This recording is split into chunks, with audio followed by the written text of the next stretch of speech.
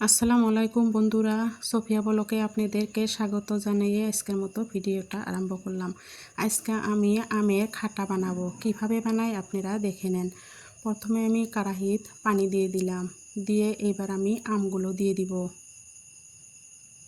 আমগুলো দিয়ে দিলাম, ভালোভাবে আমটা সিদ্ধ করে নিতে হবে।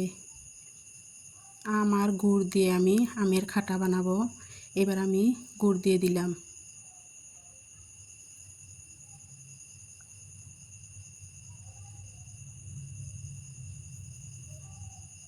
গুড় দিয়ে এবার আমি ঢাকনা দিয়ে ঢেকে দিব। ভালোভাবে সিদ্ধ করে নিব। আমগুলো কাঁচা আম দিয়ে এটা বানাতে হয়। আমগুলো অল্প পেকে গেছে, এই আম দিয়ে আমি আজকে আমের খাটা বানাবো। খেতে অনেক টেস্ট লাগে, আপনারা একবার হলেও বানিয়ে খাইবেন। আশা করি আপনাদের ভিডিওটা ভালো লাগবে। যদি ভালো লাগে ভিডিওটার সাথে থাকেন।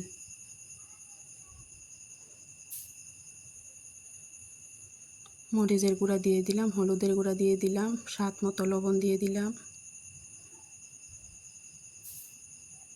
অল্প মশলার গুঁড়া দিয়ে দিলাম, পাঁচফোড়ন।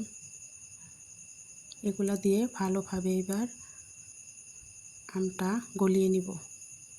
সিদ্ধ হয়ে গেছে।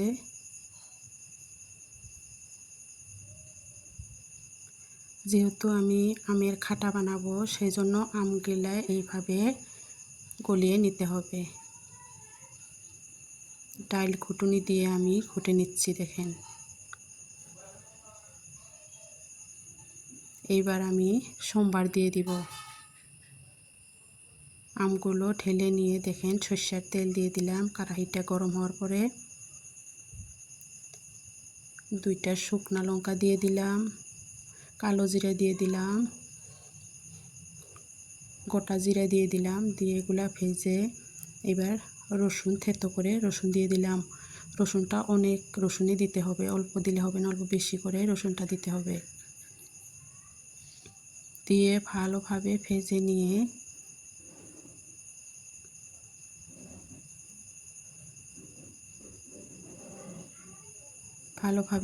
নিয়ে আমগুলো ঢেলে দিব।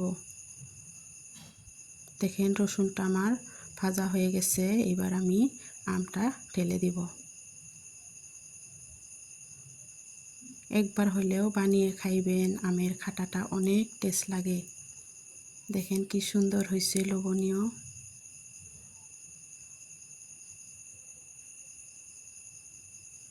আমি এবার চেক করে দেখছি লবণ মিষ্টিটা ঠিক হয়েছে নাকি, ঝাল সব ঠিকঠাক হয়েছে, অনেক টেস্ট হয়েছে, মাশাল্লাহ।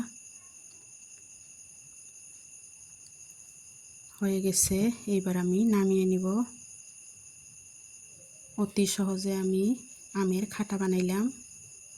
দেখেন ফাইনাল লুকটা কত সুন্দর হয়েছে। ঘরোয়াভাবে আমি খাটাটা বানাইলাম।